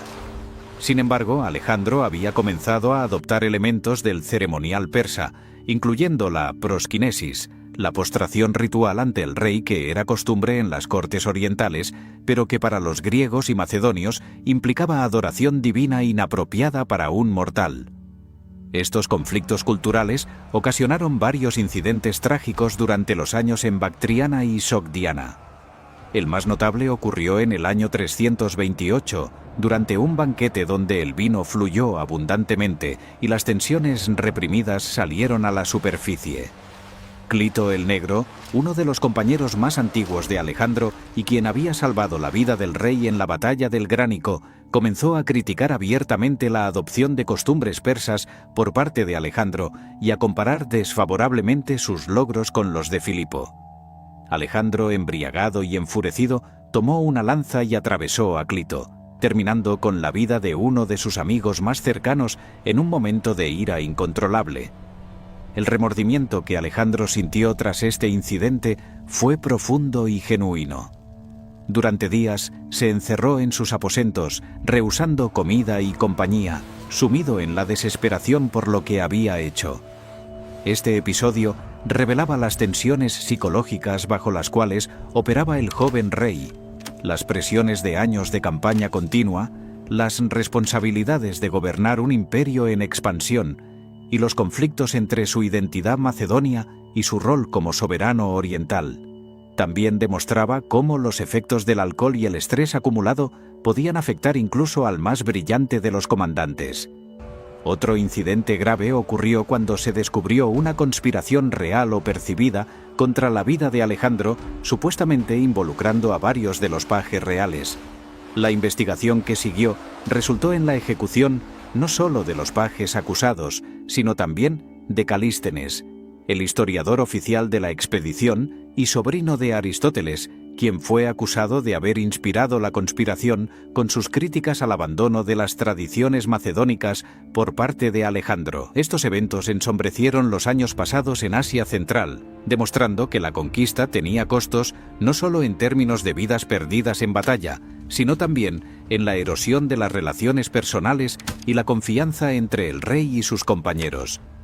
Para el Mino Cheshire, año 327 antes de nuestra era, Bactriana y Sogdiana finalmente habían sido sometidas. Alejandro había establecido una red de guarniciones y ciudades fortificadas, había integrado a las élites locales en su estructura administrativa y había neutralizado o eliminado a todos los líderes de la resistencia.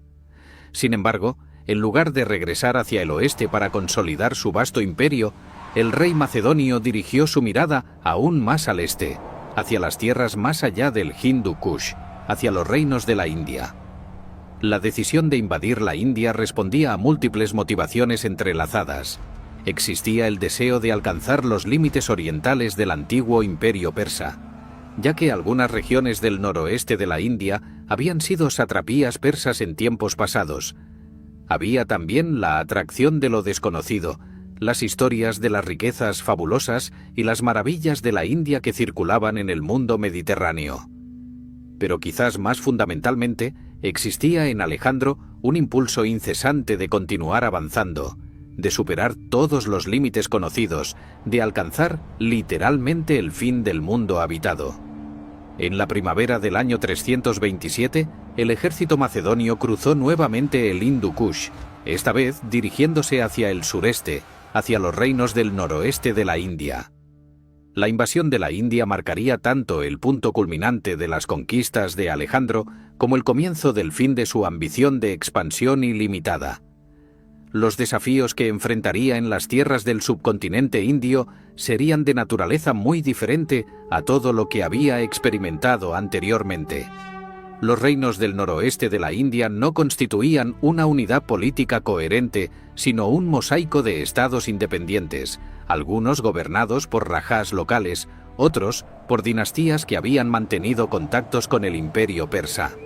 La estrategia de Alejandro consistió en explotar las rivalidades entre estos reinos, forjando alianzas con algunos para facilitar la conquista de otros.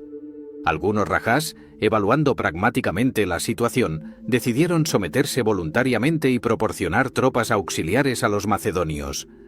Otros, confiando en sus ejércitos y en las formidables defensas naturales proporcionadas por los ríos caudalosos y las montañas escarpadas de la región, optaron por la resistencia. Entre los que eligieron resistir se encontraba Poros, el rajá del reino que se extendía entre los ríos Hidaspes y Acesines.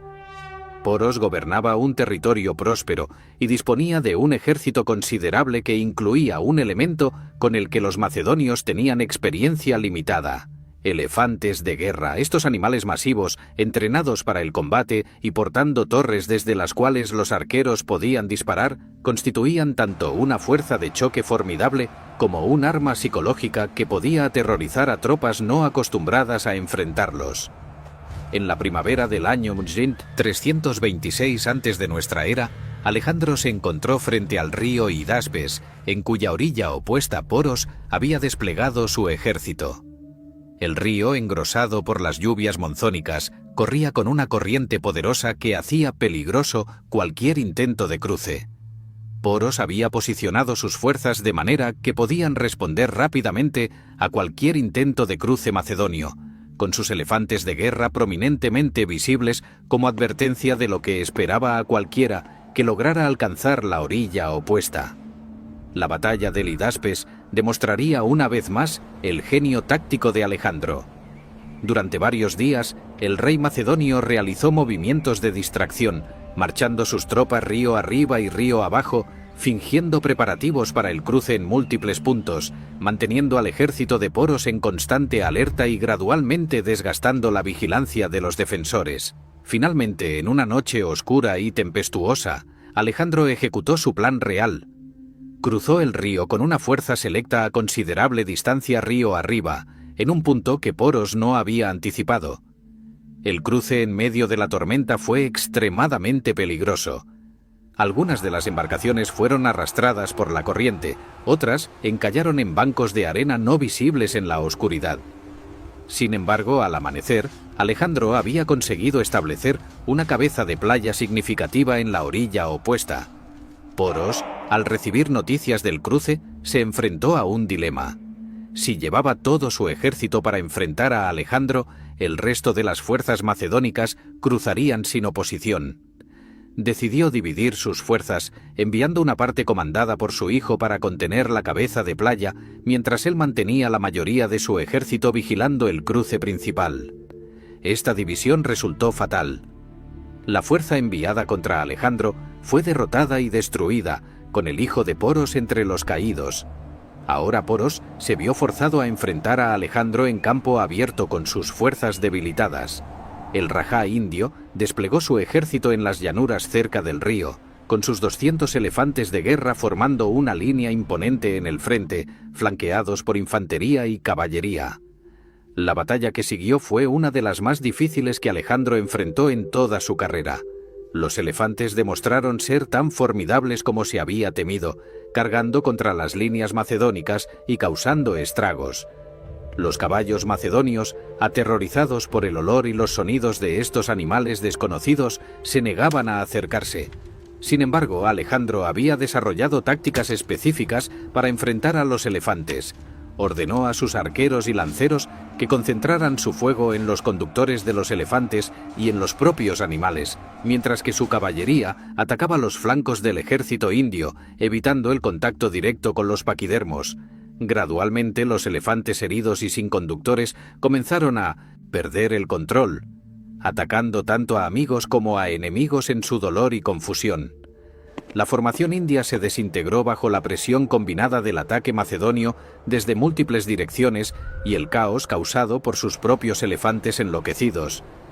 Poros, montado en el más grande de los elefantes, continuó luchando con extraordinario valor incluso cuando la derrota se volvió inevitable, rehusándose a retirarse hasta que finalmente, cubierto de heridas, fue capturado. La respuesta de Alejandro al rajá derrotado se convertiría en una de las anécdotas más famosas de toda su campaña. Cuando le preguntó a Poros cómo deseaba ser tratado, el rajá supuestamente respondió con una sola palabra: como un rey. Alejandro, impresionado por el valor y la dignidad de su adversario, no solo restauró a Poros en su reino, sino que además expandió sus territorios, ganando así un aliado leal en lugar de un enemigo resentido. Este episodio ejemplificaba el enfoque político de Alejandro de integrar a los gobernantes locales derrotados en su estructura imperial, cuando demostraban cualidades que el rey macedonio admiraba. Sin embargo, la victoria en el Hidaspes, aunque brillante desde el punto de vista militar, marcaría el límite de las conquistas de Alejandro.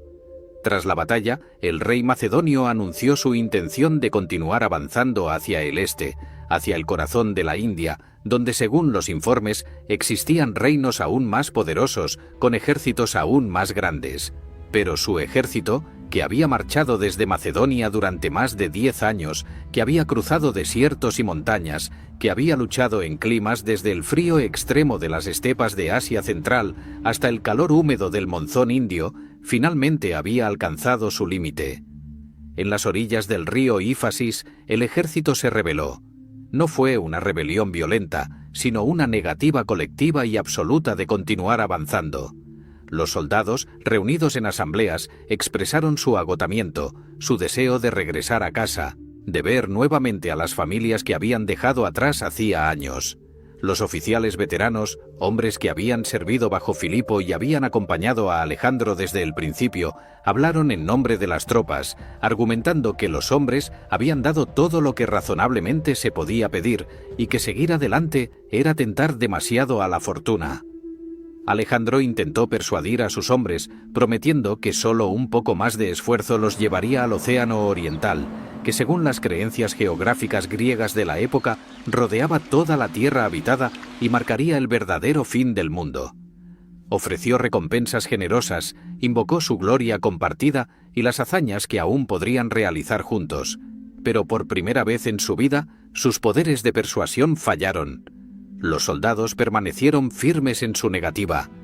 Alejandro se retiró a su tienda durante 3 días, rehusando ver a nadie, esperando que el ejército reconsiderara. Pero cuando quedó claro que la decisión era irrevocable, finalmente aceptó lo inevitable. La expedición daría media vuelta y comenzaría el viaje de regreso. La decisión de retirarse en el Éfasis en el año 325 antes de nuestra era marcaría un punto de inflexión en la vida de Alejandro. Por primera vez, sus ambiciones habían sido detenidas no por un enemigo militar, sino por las limitaciones humanas de sus propios hombres. Para un rey que había soñado con conquistar el mundo entero, esta limitación forzada debe haber sido profundamente frustrante. Sin embargo, Alejandro no era un hombre que permitiera que la frustración lo paralizara. Si no podía continuar hacia el este, al menos haría que el regreso fuera una expedición de descubrimiento y conquista en sí misma. En lugar de simplemente retrasar sus pasos, Alejandro decidió que el ejército descendería por el valle del río Indo hasta alcanzar el océano, explorando y sometiendo las regiones a lo largo del camino. Esta campaña de regreso a través del valle del Indo resultaría casi tan costosa en vidas como todas las campañas anteriores combinadas. Las tribus del Punjab, aunque divididas políticamente, lucharon ferozmente para defender sus territorios. Los macedonios se vieron envueltos en asedios prolongados de ciudades fortificadas, enfrentamientos con ejércitos tribales numerosos y batallas sangrientas contra adversarios desesperados que preferían la aniquilación total a la sumisión. Uno de los episodios más peligrosos de esta campaña de regreso ocurrió durante el asedio de la ciudad de los Malianos. Alejandro, siempre impaciente con el progreso lento, lideró personalmente un asalto escalando las murallas de la ciudad. Acompañado solo por un puñado de guardaespaldas, el rey saltó al interior de las fortificaciones antes de que el resto de sus tropas pudiera seguirlo. Los defensores, reconociendo a Alejandro por su armadura distintiva, convergieron sobre él desde todas direcciones. En los minutos desesperados que siguieron, el rey luchó por su vida mientras sus hombres intentaban frenéticamente alcanzarlo. Una flecha disparada por un arquero indio penetró la armadura de Alejandro, atravesando su pulmón. El rey cayó, escupiendo sangre, aparentemente al borde de la muerte. Sus guardaespaldas formaron un escudo protector sobre su cuerpo mientras el resto del ejército macedonio, enloquecido por el temor de perder a su comandante, irrumpió en la ciudad en una ola de violencia vengativa. La matanza que siguió fue total, sin distinción de edad o género. Ningún habitante de la ciudad sobrevivió al frenesí macedonio.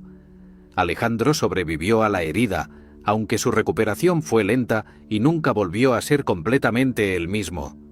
La herida le causaría problemas respiratorios por el resto de su vida, y muchos historiadores han especulado que el daño a sus pulmones lo hizo más susceptible a las enfermedades que, eventualmente, acabarían con su vida. Sin embargo, tan pronto como pudo mantenerse en pie, reanudó el mando de las operaciones, consciente de que cualquier percepción de debilidad podría resultar en el colapso de la disciplina del ejército o en rebeliones de las poblaciones recientemente sometidas. La expedición finalmente alcanzó la desembocadura del río Indo y el Océano Índico en julio del año 325. Alejandro realizó sacrificios a Poseidón, agradeciendo al dios del mar por haber permitido que la expedición alcanzara su objetivo. Pero el regreso a Mesopotamia y Persia, el corazón del imperio, aún requeriría meses de marcha difícil. Alejandro dividió sus fuerzas para el viaje de regreso. Una parte del ejército, junto con los heridos y los veteranos más ancianos, regresaría por la ruta relativamente cómoda a través del Valle del Indo y luego hacia el oeste a través de Aracosia. Otra porción viajaría por mar, en una flota construida en el Indo bajo el mando del almirante Nearco, explorando la costa entre India y el Golfo Pérsico. Alejandro mismo, con el grueso del ejército, elegiría la ruta más desafiante de todas, el cruce del desierto de Gedrosia, en la actual región costera de Pakistán e Irán. Esta decisión ha desconcertado a los historiadores durante siglos. Algunos sugieren que Alejandro deseaba emular las hazañas de las reinas legendarias Semiramis y Ciro el Grande, quienes supuestamente habían intentado el cruce con resultados desastrosos. Otros argumentan que la razón era práctica. La flota de Nearco necesitaría depósitos de suministros a lo largo de la costa, y el ejército terrestre debía establecerlos. Cualquiera que fuera la razón, la travesía del desierto de Gedrosia resultaría en una catástrofe. El ejército partió en el verano del año 325, durante la temporada más calurosa. Las condiciones en el desierto superaron incluso las peores previsiones. El calor era abrasador durante el día, mientras que las noches traían un frío cortante. El agua era escasa y frecuentemente contaminada con sal, causando más sed en lugar de calmarla. Las tormentas de arena sepultaban columnas enteras de soldados.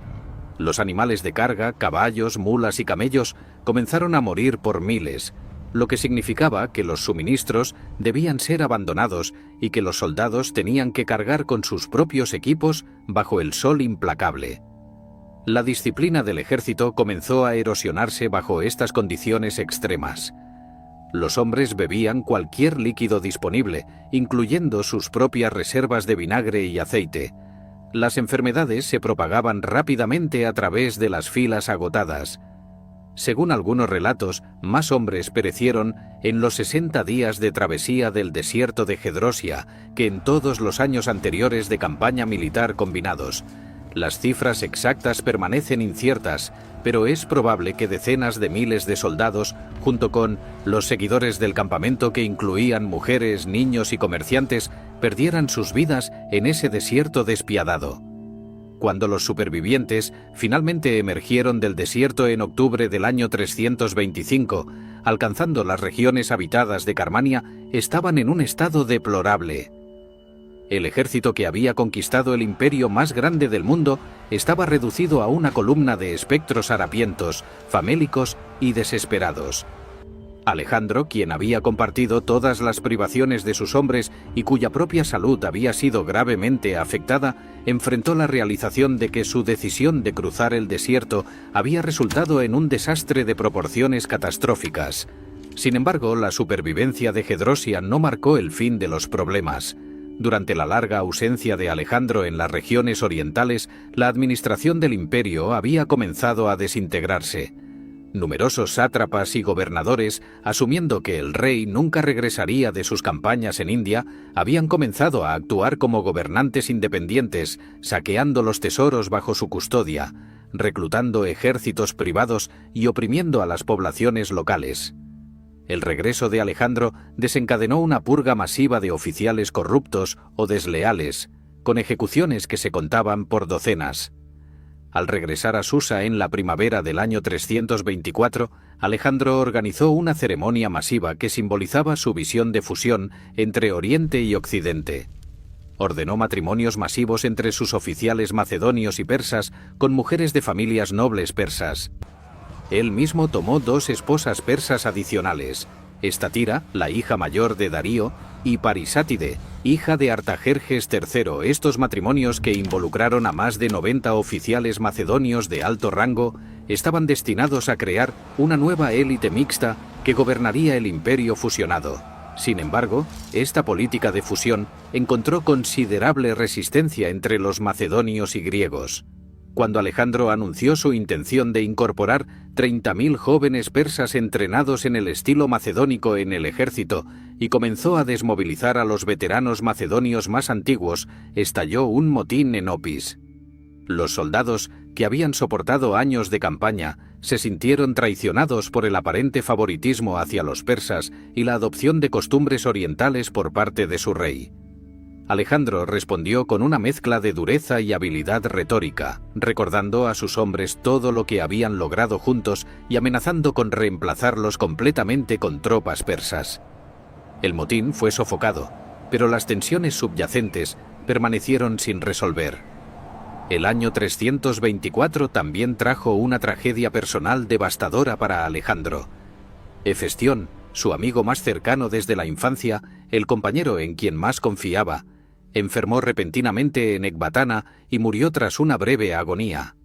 La reacción de Minochetontes Alejandro ante esta pérdida fue extrema, incluso para los estándares de la antigüedad.